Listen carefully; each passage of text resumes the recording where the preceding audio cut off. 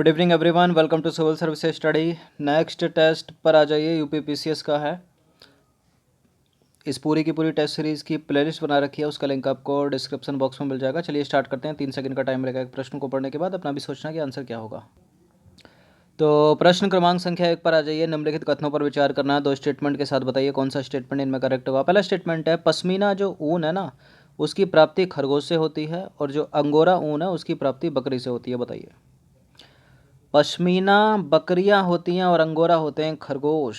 दोनों के दोनों स्टेटमेंट गलत हैं। डी है इसका आंसर। तो देखिए, पश्मीना ऊन की प्राप्ति जो होती है वो बकरी से होती है, और अंगोरा ऊन की प्राप्ति होती है खरगोश से। अंगोरा खरगोश और पश्मीना बकरियां, और बहुत ही अच्छी क्वालिटी की ऊन होती है, और कीमत बड़ी ज़्यादा होती है इसकी। ठीक है, महंगी होती है, मूल्यवान और गर्म वूल है एकदम। क्वेश्चन नंबर 2 पर आ जाइए। केंद्रीय खनन एवं ईंधन अनुसंधान संस्थान कहाँ स्थित है? केंद्रीय खनन एवं ईंधन अनुसंधान संस्थान है धनबाद में। Option number B. तो देखिए, केंद्रीय खनन एवं ईंधन अनुसंधान संस्थान धनबाद में स्थित है। धनबाद कहाँ है? झारखंड या बिहार? अभी झारखंड में है सन 2000 के बाद से। क्वेश्चन नंबर 3 पर आ जाइए। निम्नलिखित कथनों पर विचार करना। पहला स्टेटमेंट है, भारत में धारवाड़ सेलों के अंतर्गत सीमित मात्रा में यूरेनियम के निक्षेप पाए जाते हैं। भारत में थोरियम केरल की मोनोजाइट रेत और राजस्थान के बांसवाड़ा क्षेत्रों में पाया जाता है। कौन सा सही है? बताइए। निक्षेप गलत लिखा, छोटी की मात्रा होगी। करेक्ट है फिलहाल ये दोनों के दोनों स्टेटमेंट। सी है इसका आंसर। तो देखिए, भारत में धारवाड़ सेलों के अंतर्गत सीमित मात्रा में जो है यूरेनियम के निक्षेप हैं, और भारत में केरल की मोनोजाइट रेत व राजस्थान के बांसवाड़ा इत्यादि में थोरियम पाया जाता है। क्वेश्चन नंबर 4 है, निम्नलिखित कथनों पर विचार करो एक बार फिर से। पहला स्टेटमेंट है, धात्विक उद्योगों में एल्युमिनियम उद्योग जो है ना, वो लोहा इस्पात उद्योग के पश्चात दूसरा सबसे महत्वपूर्ण उद्योग है। एल्युमिनियम उद्योग में ऊर्जा की खपत कम होती है। पहला करेक्ट है, दूसरा इनकरेक्ट है। कम नहीं होती, बहुत ही ज़्यादा ऊर्जा की खपत इसमें होती है एल्युमिनियम उद्योग में। तो धात्विक उद्योगों में एल्युमिनियम जो है लोहा इस्पात के पश्चात दूसरा सबसे बड़ा महत्वपूर्ण उद्योग है।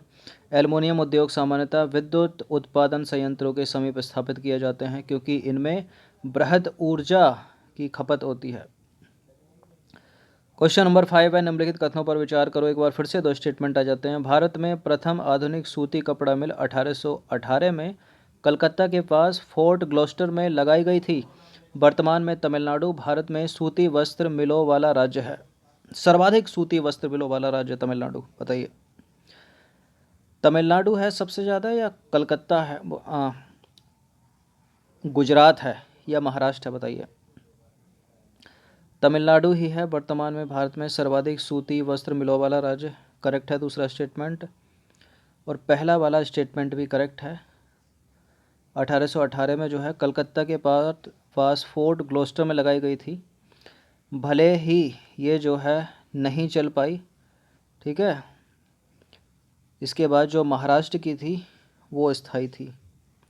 तो दोनों के दोनों करेक्ट हैं फिलहाल। सी है इसका आंसर।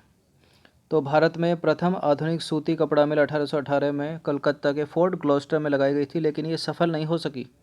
इसके पश्चात 1854 में, लगभग 40 साल के बाद, सफल प्रयास के रूप में कापसजी डांबर द्वारा मुंबई में एक आधुनिक सूती वस्त्र उद्योग की नींव रखी गई। ठीक है, तो पहली थी लेकिन सफल नहीं थी 1818 कलकत्ता में। दूसरी बार जो लगी कापसजी डाबर के द्वारा मुंबई में, वो सफल थी। वर्तमान में जो तमिलनाडु राज्य है, भारत में सर्वाधिक सूती वस्त्र मिले हैं वहाँ पर। ये इससे रिलेटेड थंबनेल में प्रश्न पूछा है, उसका आंसर क्या? तमिलनाडु। क्वेश्चन नंबर 6 पर आ जाइए। निम्नलिखित कथनों पर विचार करना है। 2 स्टेटमेंट है यहाँ पर, बताइए कि इनमें से कौन सा करेक्ट है।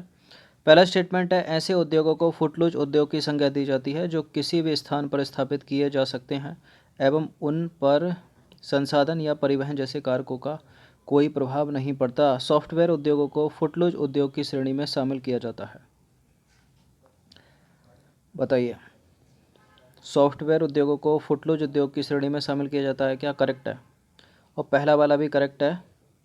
ऐसे उद्योग को फुटलूज उद्योग की संज्ञा दी जाती है जो किसी भी स्थान पर स्थापित किए जाते हैं और उनके लिए संसाधन या परिवहन जैसे कारकों का ठीक है, कोई प्रभाव नहीं है। दोनों के दोनों करेक्ट हैं, सी है इसका आंसर। क्वेश्चन नंबर 7 पर आ जाइए। एक बार फिर से दो स्टेटमेंट है। पहला स्टेटमेंट है लाख जो होता है ना, लाख, वो केरिया लाका नामक कीड़े से प्राप्त होता है। केरिया लाका, लाख का उपयोग विद्युत, इंस्टॉलेशन, चूड़ियाँ, खिलौने, जूते, चित्रकारी, पेंसिल आदि के निर्माण में किया जाता है। करेक्ट है दोनों के दोनों स्टेटमेंट, सी है इसका आंसर। इस तरह के स्टेटमेंट में जो कीड़े वीड़े का नाम होता है वो नहीं गलत करती है स्टेट पीसीएस। ठीक है, ये भी गलत करने लगे तो पीएमटी और पीसीएस में फ़र्क क्या हो जाएगा। तो लाख जो होता है वो केरिया लाका नामक कीड़े से प्राप्त किया जाता है। यह कीड़ा पीपल, पलास, बबूल, गूलर, खैर आदि वृक्षों की कोमल टहनियों के रस से एक प्रकार का चिपचिपा पदार्थ निकालता है जिसे लाख कहते हैं। भारत में लाख का लगभग आधा उत्पादन झारखंड में होता है। लाख का उपयोग विद्युत, इंसुलेशन, जल निरोधक स्याही, चूड़ियाँ, खिलौने, जूते, चित्रकारी, पेंसिल आदि के निर्माण में किया जाता है। क्वेश्चन नंबर 8 पर आ जाइए। निम्नलिखित कथनों पर विचार करना है। पहला स्टेटमेंट है उत्तर प्रदेश में प्रथम कागज कारखाना वर्ष 1879 में लखनऊ में स्थापित किया गया था, लखनऊ में लगाया गया था। भारत में अखबारी कागज की पहली मिल मध्य प्रदेश के नेपानगर में 1947 में लगाई गई थी। बिल्कुल, ये दोनों के दोनों करेक्ट हैं और सी है इसका आंसर। तो उत्तर प्रदेश में प्रथम कागज कारखाना 1879 में लखनऊ में स्थापित किया गया। इसके अतिरिक्त सहारनपुर, मेरठ, मोतीनगर में भी कागज बनाने के कारखाने जो हैं वो हैं। क्वेश्चन नंबर 9 है। निम्नलिखित कथनों पर विचार करना। पहला स्टेटमेंट है कागज उद्योग में सेलुलोज लुगदी को कच्चे माल के रूप में प्रयोग किया जाता है। सेलुलोज लुगदी मुख्यतः मध्य प्रदेश, छत्तीसगढ़, महाराष्ट्र, झारखंड, उड़ीसा तथा आंध्र प्रदेश आदि राज्यों से प्राप्त की जाती है। कागज उद्योग में सेलुलोज लुगदी को कच्चे माल के रूप में, ये करेक्ट है दोनों के दोनों स्टेटमेंट, सी है इसका आंसर। क्वेश्चन नंबर 10 का उत्तर दीजिए। तो भारत में प्रथम दिया सलाई कारखाना कहाँ स्थापित किया गया। भारत का पहला दिया सलाई कारखाना बरेली या अहमदाबाद, उत्तर प्रदेश में नहीं, गुजरात में लगाया गया था, अहमदाबाद में। तो भारत में प्रथम दिया सलाई कारखाने की स्थापना 1921 में अहमदाबाद, गुजरात में हुई थी। निम्नलिखित कथनों पर विचार करना है। क्वेश्चन नंबर 11 पर आ जाइए। दिया सलाई कुटीर उद्योग के अंतर्गत आता है। दिया सलाई बनाने में लकड़ी, कागज, पोटेशियम क्लोरेट और फास्फोरस को कच्चे माल के रूप में प्रयोग किया जाता है। क्या ये बात सत्य है? दिया सलाई कुटीर उद्योग के अंतर्गत आता है, बिल्कुल आता है। और दिया सलाई बनाने में लकड़ी, कागज, पोटेशियम क्लोरेट और फास्फोरस को कच्चे माल के रूप में प्रयोग किया जाता है। तो दिया सलाई एक प्रमुख कुटीर उद्योग है। दिया सलाई बनाने में लकड़ी, कागज, पोटेशियम क्लोरेट, फास्फोरस को कच्चे माल के रूप में उपयोग किया जाता है। अंडमान निकोबार और प्रायद्वीप क्षेत्रों में सलाई, पॉपुलर, पपीता, सुंदरी आदि वृक्षों की मुलायम लकड़ियाँ इसके लिए अच्छी मानी जाती हैं। इसके किसके लिए? दिया सलाई के लिए। देश में दिया सलाई उद्योग का संकेंद्रण पश्चिम बंगाल, महाराष्ट्र, तमिलनाडु, गुजरात, उत्तर प्रदेश, आंध्र प्रदेश, मध्य प्रदेश, छत्तीसगढ़ एवं राजस्थान राज्यों में है। भारत में तंबाकू कौन लेकर आया बताइए।